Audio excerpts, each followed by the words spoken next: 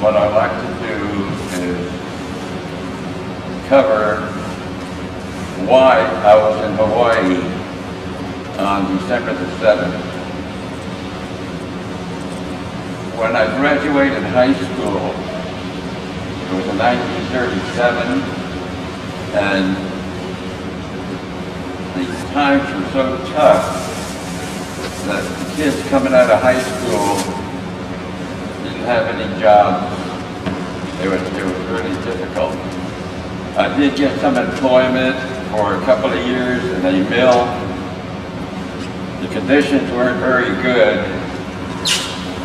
I worked in a rubber mill, and that was before the days of EPA.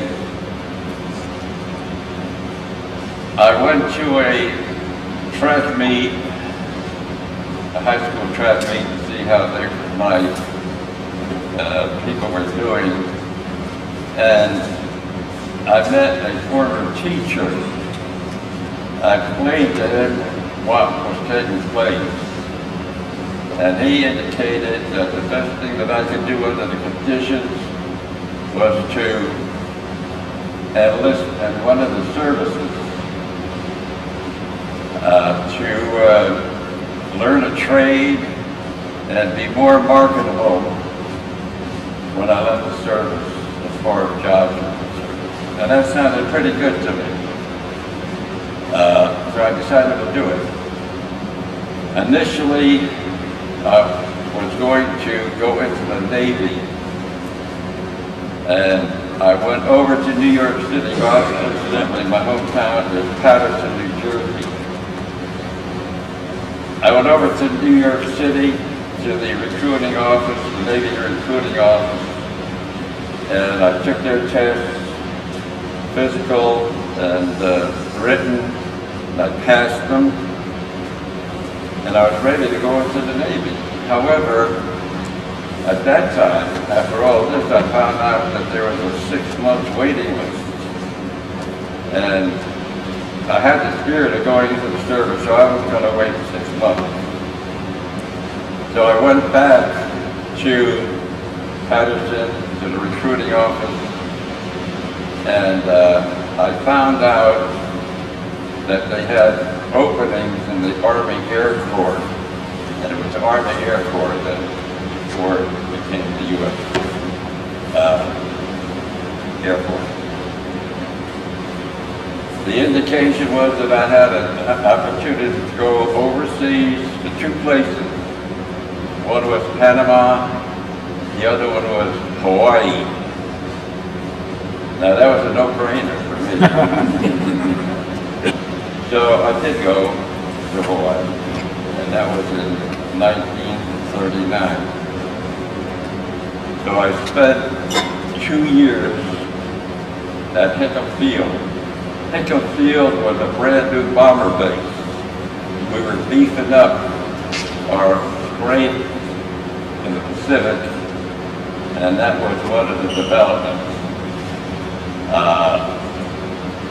I spent those 2 years learning a trade, which was one of the reasons that I went into the service. Our salary at that time when I went in was $19 a month, which doesn't sound like much, but when you take into consideration the fact that we got our board and we got our meal, so the $19 went a long way. And to say the duty was good, I enjoyed it until December 7th, 1941. I had gone to early chow, and which was fortunate, as I'll develop later. And I was preparing to go to church when the Japanese hit us. At that time, we didn't know what was taking place, and the barracks were a 3-story reinforced concrete building, a huge building. At that time, there were 6,000 airmen on Hickory Field. What happened that morning, and it was a beautiful morning, beautiful Hawaiian morning, sun was shining. I was prepared to go to church when we heard a blast. And on a Sunday, that was most unusual. But we didn't have an idea what was taking place. There followed additional blasts. And about the third one, I decided I'd better find out what was going on. So I went from the 3rd story of the building down to the 1st floor, out the door, and I looked up, and what I saw changed the course of the world. To my amazement, barreling over the field were Japanese airplanes, and that became obvious because of the rising sun insignia, the red ball, on the fuselages and the wings. And I realized that in the blink of an eye, we went from a life of peace to a life of being bombed. It became obvious who the attacker was. Well, this was pretty traumatic, but all we could do, and I will digress a little bit,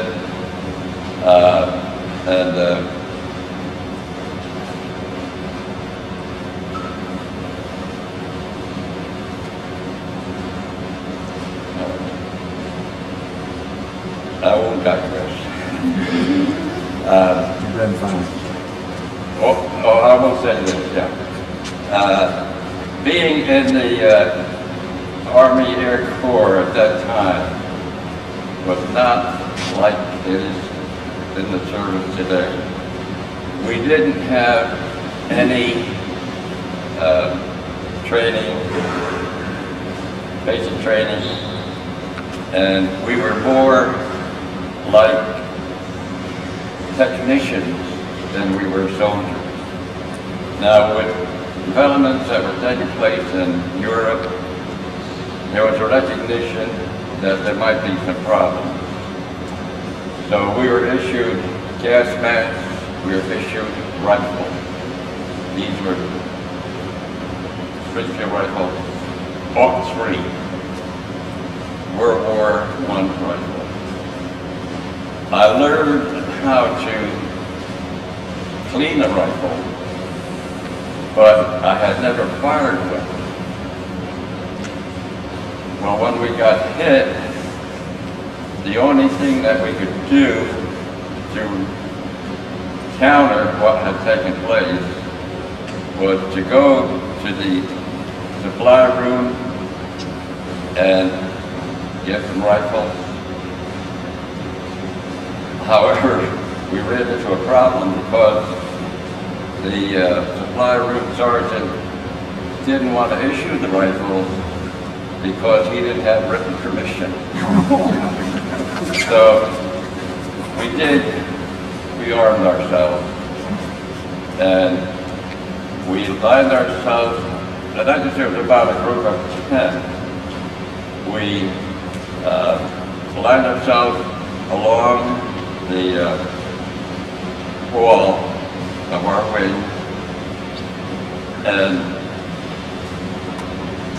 I will say this, the wall itself was reinforced concrete, and that's the only thing that saved my life, as it turned out. So I learned from the guy next to me how to load the rifle, which I learned in a hurry. And as these planes were coming across the field, and it was a compressed target. It was the hangars, it was Hangar Avenue, it was the barracks, and it was Pearl Harbor. Pearl Harbor was right alongside. So we commenced firing at these planes that were coming over, and there were all types of planes. There were Heroes, there was dive bombers, there were torpedo bombers, high-level bombers. And they totaled about 325 as they swept across and used as a target the hangars and our barracks and then on to Pearl Harbor. They were traveling so low that we could actually see the pilots. That went on for a while. I don't think that we really accomplished much because the planes were coming in at different angles and there were some obstructions from where we were. But it was the only way that we could respond to what was taking place. And that made us feel pretty good. That went on until a high-level bomber dropped a bomb between the wing that I was in and the adjacent wing and off to the left. Now, I would say that I was firing here, and off to the left is where the bomb dropped. It was speculated that it was a 300-pound bomb. When I went out the next day to look at the excavation, and that's what it was about 30 feet across and about 15 feet deep. Now that bomb generated a lot of power. And if I wasn't behind this sturdy wall where we were firing out, then I wouldn't be here today talking to you. Now, when that bomb exploded, it lifted me off my feet, threw me back approximately 6 feet, and while it was going through the air, everything would flash. And when I landed, I still had the rifle kept in my hand, but otherwise I was unhurt. That was my closest experience as far as the way it was concerned, but it was sufficient. The force of the concussion addled my brain, is the only way I can put it. Stunned me. And I had difficulty trying to remember what had taken place. As far as the 10 guys that were with me, I can't remember what happened to them. Towards the end of the second raid, actually it's called voyage, the intensity of the bombing grew so fast that it rattled that sturdy dormitory, that sturdy barracks. And it was a decision whether I was to stay there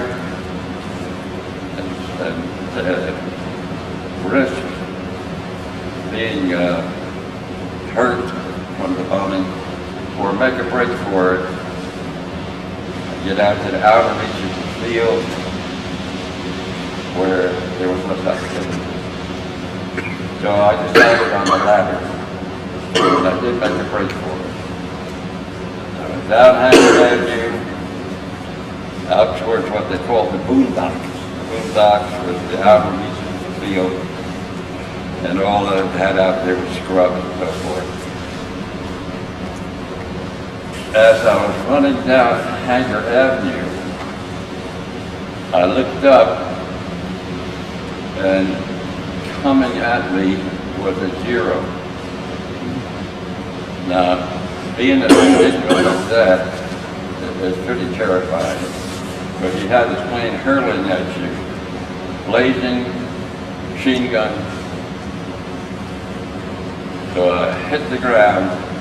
At that time, the field being new, sidewalks were raised, they hadn't put them in. I tried to squeeze in that area, and that's the way it is.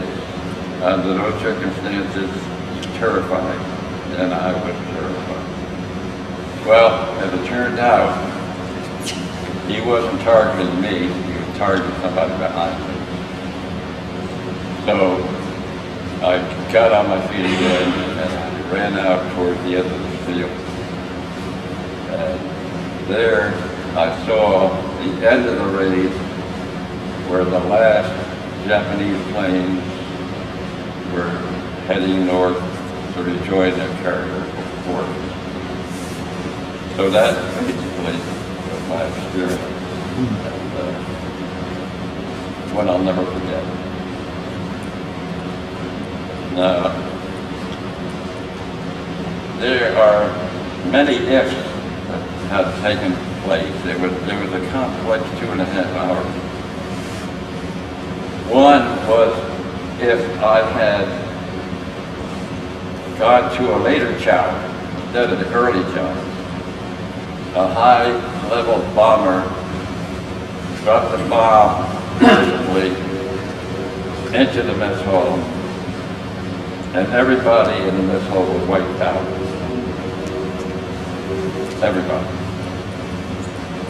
And I don't want to go into the details because they're pretty gory as to what happened. But that is a if.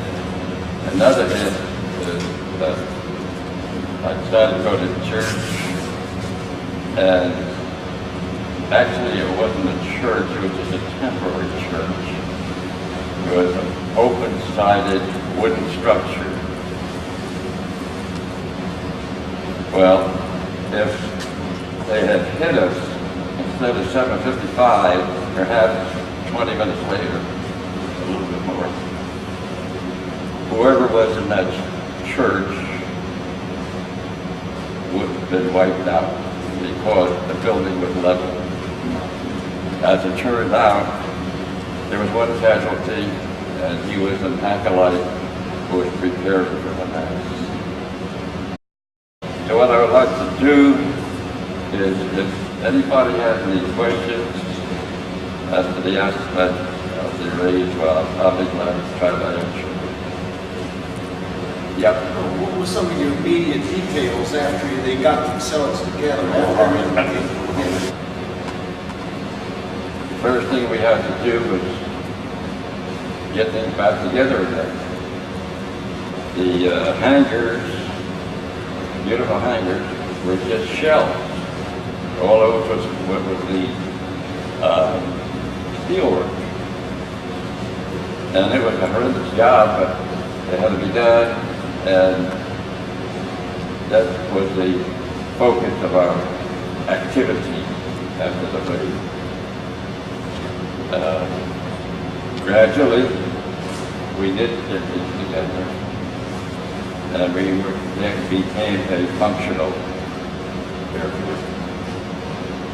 But it was pretty, I don't know what the word would be. It was a very difficult time because we just didn't know where to start. That night, the first thing they did is they took the families, personnel, and shipped them back to the States.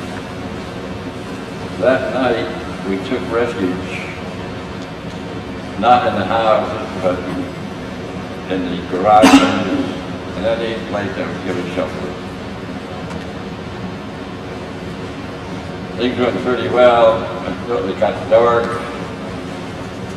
and it was tense. It was very tense. Our plane wandered into the area, and somebody had an itchy trigger finger. And once they fired, it was like the 4th of July. The tracer bullets that are every 6 or 7, I don't know exactly how many, it just lit up the sky. Well, that guy really got out of it. He got it. But the thing was, we heard President Roosevelt and his declaration of war, the day of infamy, which seemed rather strange. The declaration of war was after we had already experienced it. So I must say it was a matter of recovery, and eventually we did, and we became a functional air base again. Did the Army sharpen your skills with the rifle? No, actually, we didn't. We were too busy trying to bring the field back to order. And as it developed, we didn't have any further need for it. But that was quite an experience in itself. As I say, I had never fired a gun in my life. And that's kind of incongruous when you think about it.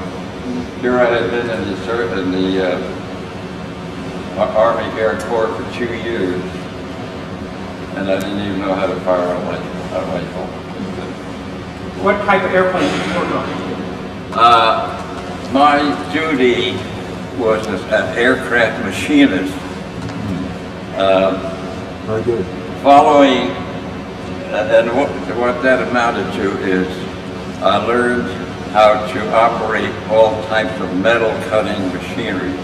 That was lathes and milling machines, shapers, drill presses, and so forth. Our function was to manufacture parts that were not available, readily available.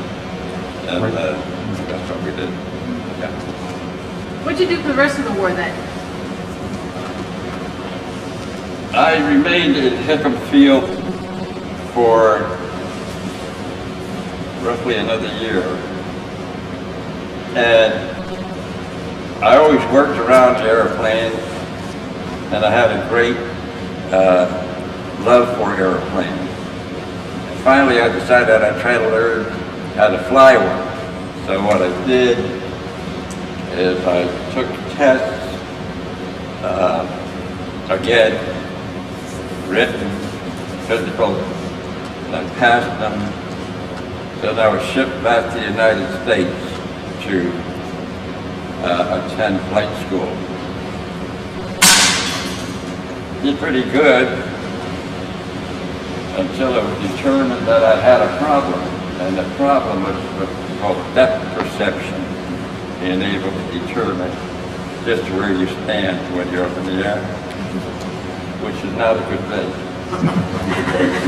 But despite that, I did learn how to fly a plane. In those days, there was a need to make a push into Germany. And they needed pilots, they needed navigators, they needed bombardiers. But they needed somebody in a hurry, so what they did, they had the regular Army pilots would come in and test you to make sure that you had sufficient skill to go up to another segment. If you did not pass that test with the Army pilots, they had a pretty good term for it. You're washed out. Well, there came a point where my instructor had to make a decision whether to send me up to solo. At that time, in your marching formations, if you hadn't soloed, you wore your goggles down around your neck If you did sell them, you had the privilege of putting your goggles up on your forehead. And that was quite an honor. So what happened was, as I say, my instructor had to decide whether to take the chance of sending me up by myself. And I could see he was pretty anxious about it. But I leaned over and patted him on the back. I said, everything's going to be okay. So I did. I went up. What you do is you check your engine, make sure everything's okay. And you hit the throttle, you go down, field, looks like oval plate, and you go up. You go to a certain focal point, and you make a square. You come back and you land. Well, as it turned out, I was able to do that. Not the most pretty landing, but they were landing. Three of them. So then I was no longer a dodo. I had my goggles. Good story. However, in concentrating on my landings, the rest of my work suffered. And when the Army pilot came in to check me, I couldn't do the maneuvers to his satisfaction. So I knew that I had had it. Well, while we're up in the air, the Army pilot said, would you like for me to take you through all the maneuvers? And I often wondered how I would do with that. So I told him, yeah, and we made sure we had the seatbelt on. We went up where there's no other planes, and then he wrote me out. He had barrel rolls, stalls, you name it. And I found out that I liked it. But nonetheless, I knew that I was through. Well, we came back to the field, and when you're flying or you're making a landing with an instructor, you have your hand on the stick. He has his hand on the stick. Beautiful landing. Beautiful landing when we came in.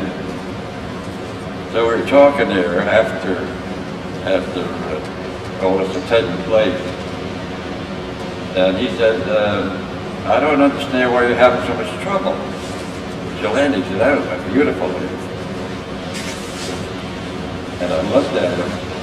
I thought he was landing a plane, and he thought I was landing. Between the two of us, we made a beautiful landing. So that was my experience, and closed that part of my life. But to answer the question, I then was shipped to Lincoln, Nebraska, where they needed aircraft machinists. Ultimately, I became the head of the engineering department, the non-com, the ranking non-com. And I was there for 2 years. Towards the end of the war, I was going to go overseas again. And I went out to Kearns, Utah. And I was preparing to be shipped out one morning, and it was in the winter. There was snow on the ground when we fell out in formation, and they read a directive that anybody who had been overseas before would not have to go back again. So it was back to Lincoln, Nebraska. I had already been replaced. So they shipped me down to Topeka, Kansas, Topeka Air Force Base. And that was a great move, because that's where I met the woman who would become my wife. And shortly after that, the war ended. I corresponded with my wife, Ruth. She would come back and visit, because she works for the Santa Fe Railroad. Sure. Did you ever meet any Japanese survivors of the Pearl Harbor attack? Did I ever meet any? Yeah, in some kind of reunion that we read about sometimes, where you guys have met. Matter of fact, I had Japanese friends, and they were great people. And it wasn't the people themselves, but it was the leaders who led them into the war. Right. Yeah, but the Japanese people, from my experience, the ones I met, were good. They were good. So,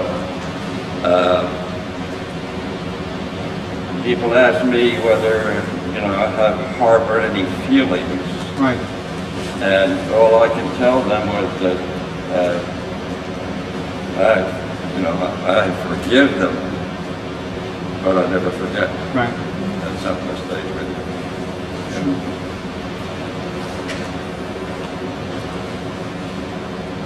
Anybody else?